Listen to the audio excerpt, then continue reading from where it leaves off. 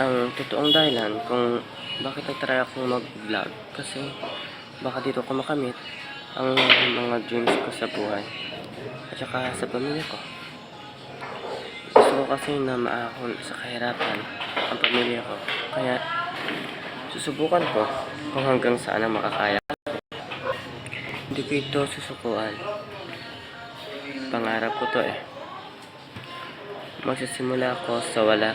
Kaya tatapos ko din kung hanggang saan ang kaya kong maabot. Oo, small creator ako o vlogger. At least hindi ako nadadown ng ibang tao. Kagaya nga ng sabi ko, kapag dinadown ka, hayaan mo lang. Dahil hindi naman ikaw ang magsisisi sa uli.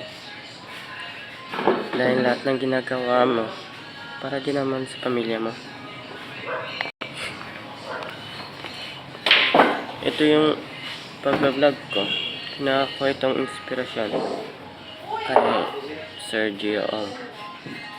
Nagsimula din siya sa mahirap. Kagaya niya, gusto pa rin mabot ang nararating niya ngayon.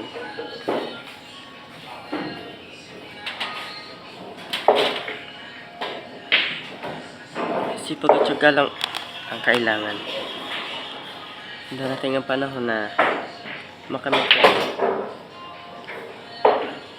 ang nakamit niya.